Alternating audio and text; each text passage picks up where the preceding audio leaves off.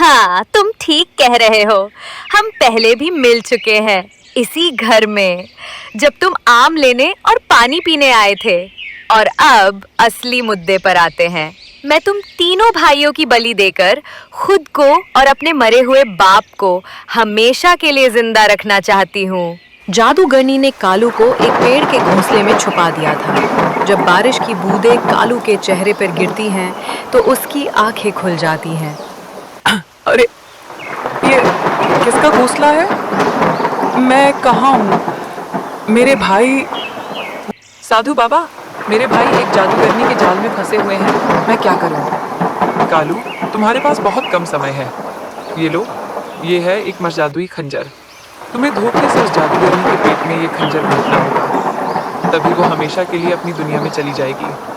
पक्षीपुर जंगल में सभी पक्षी हंसी खुशी जिंदगी गुजार रहे थे। गर्मी का मौसम था। धूप आसमान से ऐसी तप रही थी जैसे आग बरस रही हो। जंगल में 4 भाई रहते हैं, कालू, गोलू, मोहन और बोला। चारों का प्यार जंगल में मशहूर था। कालू सबसे छोटा था, सबसे ज्यादा शरारती और माँ का लाडला। कालू के पिता का इंतजार कई साल पहले हो चुका था, लेकिन माँ अभी जिंदा थी। माँ बहुत कमजोर हो गई थी। एक दिन माँ ने अपने तीनों बड़े बेटों को बुलाया और कहा, मेरे प्यारे बेटे, कालू तुम्हारा छोटा भाई है, तुम्हारे बाप का आखिरी निशान है। मुझे लगता है मेरा वक्त अब काम है, लेकिन मैं चाहती हूँ तुम सब इसका ख्याल रखना, इसे कभी तन्हा महसूस न होने देना। माँ, आप फिक्र न करें। कालू अब सिर्फ हमारा भाई नहीं, हमारा बेटा है। हम इसकी हर खुशी का ख्याल रखेंगे। थोड़ी देर बाद माँ ने अपनी आंखें बंद कर लीं और हमेशा के लिए सो गई। कालू माँ से बेपनाह मोहब्बत करता था। माँ की जुदाई वो बर्दाश्त नहीं कर सकी। वो बेहोश हो गया।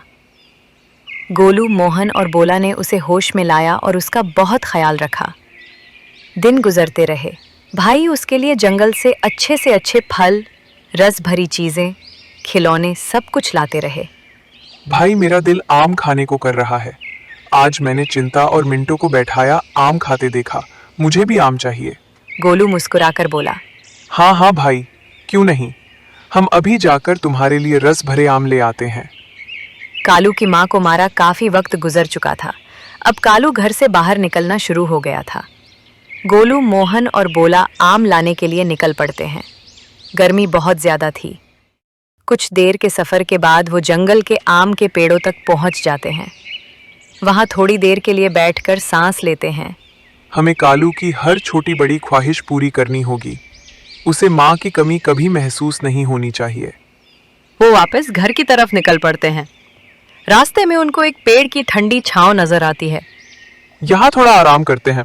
अगर पानी मिल गया तो और अच्छा। अचानक उनकी नजर एक पुरानी झोपड़ी पर पड़ती है। लगता है कोई यहाँ रहता है। शायद पानी मिल जाए।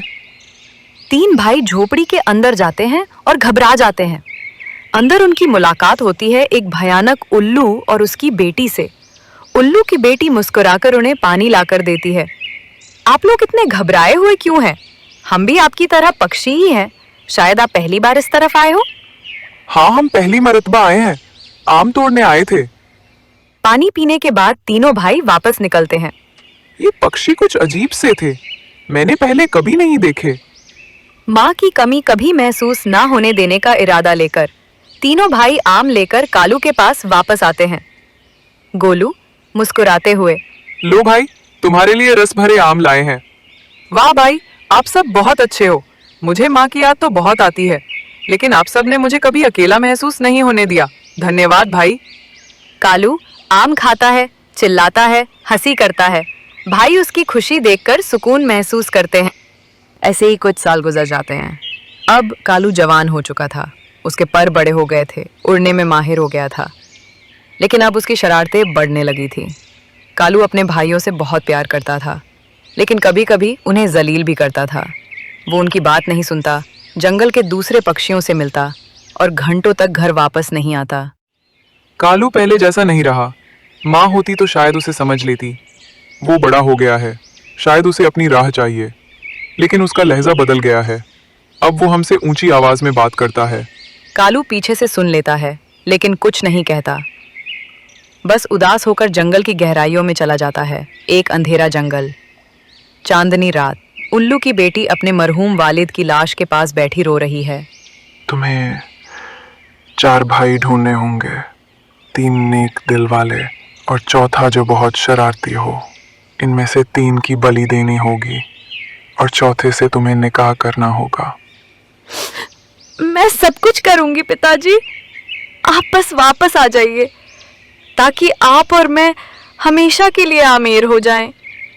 मेरे प्यारे भाई, ज्यादा देर तक घर से बाहर मत रहा करो। जमाना ठीक नहीं है। हमें डर है कि कहीं तुम्हारे साथ कोई घटना ना हो जाए। भाई, अब मैं छोटा बच्चा नहीं रहा। आप मेरी चिंता ना करें, मैं अपना ख्याल रख सकता हूँ। हमेशा याद रखना, हम सब तुमसे बहुत प्यार करते हैं।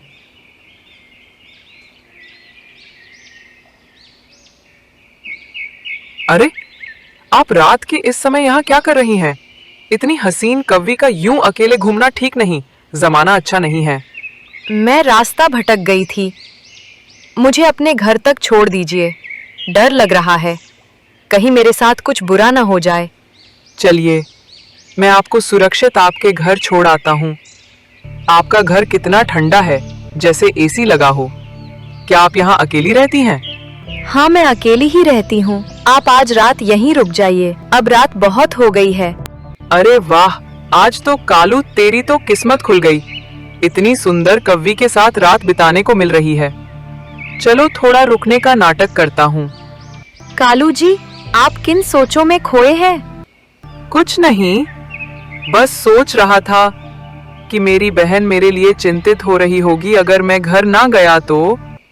अरे कुछ नहीं होगा, सुबह हो जाएगी तो चले जाना।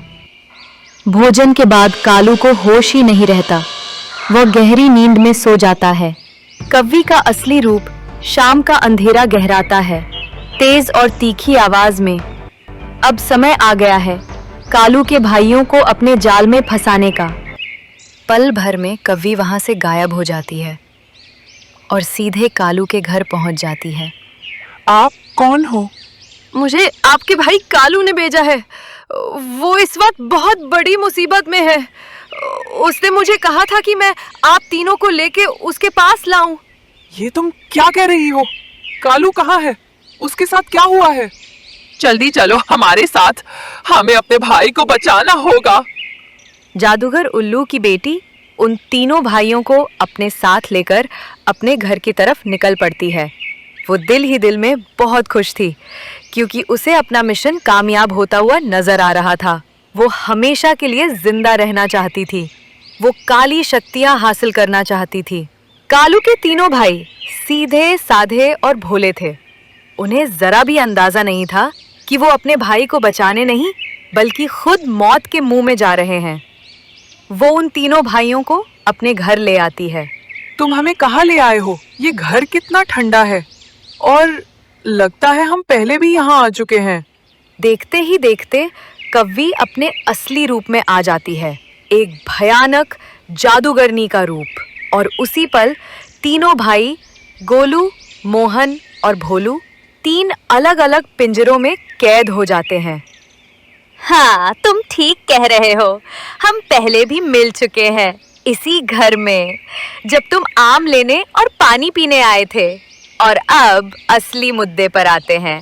मैं तुम तीनों भाइयों की बलि देकर खुद को और अपने मरे हुए बाप को हमेशा के लिए जिंदा रखना चाहती हूँ।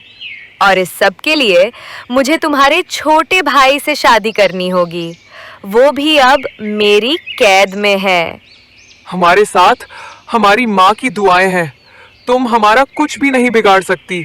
हमने आज तक किसी का बुरा नहीं चाहा, इसलिए ऊपर वाला भी हमारे साथ बुरा होने नहीं देगा। मोहन और भोलू भी हिम्मत भरकर बोलते हैं। हम सच के राहगीर हैं और सच कभी हारता नहीं। और जब तक माँ की दुआओं का साथ है, कोई जादूगरनी हमारा कुछ नहीं कर सकती। आसमान पर काले बादल छाए हुए हैं, हर तरफ बिजली की गर्जने की आवाजें, और फिर अचानक जोरदार बारिश शुरू हो जाती है। जादूगरनी ने कालू को एक पेड़ के घोंसले में छुपा दिया था। जब बारिश की बूंदें कालू के चेहरे पर गिरती हैं तो उसकी आंखें खुल जाती हैं। अरे ये किसका घोंसला है? मैं कहाँ हूँ? मेरे भाई वो मुझे ढूंढ रहे होंगे। मुझे उनकी याद आ रही है।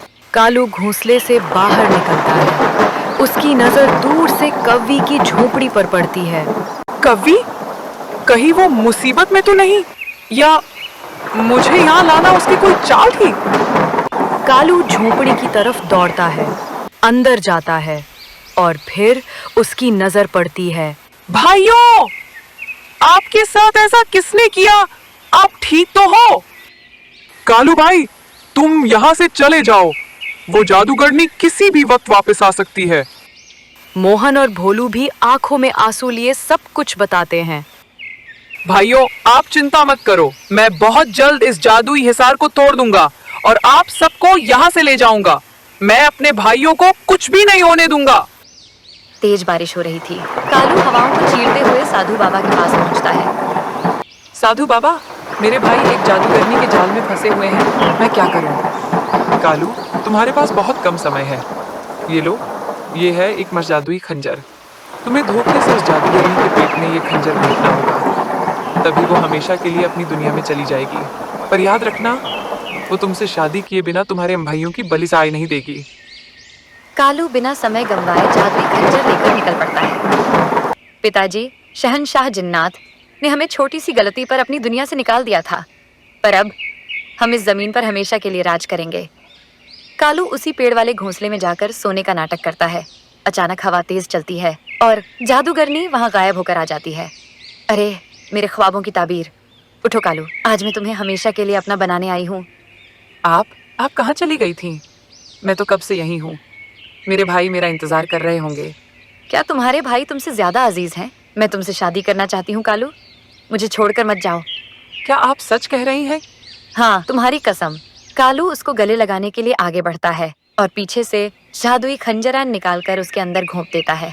मैं तुम्हारे लिए अपने भाइयों की बलि नहीं दे सकता, जिन्होंने मुझे माँ बाप जैसा प्यार दिया। उनकी रक्षा करना मेरा फर्ज है। जादूगरनी का शरीर धीरे धीरे हवा में घुल जाता है। कालू घोंसले से बाहर निकलता है और देखता है उसके तीनों भाई उसके सामने खड़े हैं। कालू, तुमने आज हमारी जान बचा ली और साबित कर दिया कि तुम हमसे कितना प्यार करते हो। चारों भाई एक दूसरे को गले लगा लेते हैं। साधु बाबा, अगर आप ना होते तो हम कब के बर्बाद हो चुके होते। कालू, तुम्हारा दिल साफ है। रात को देर तक तुम मेरे पास बैठे रहे। तुम्हारी परवरिश बहुत अच्छी हुई है। तुम अपने भाइयों के लिए एक मिसाल बन गए हो। दोस्तों, आपको हमारी कहानी कैसी लगी कमेंट करके अपनी राय का इजहार ज़रूर कीजिएगा और जाते जाते लाइक और शेयर करते जाइए। शुक्रिया।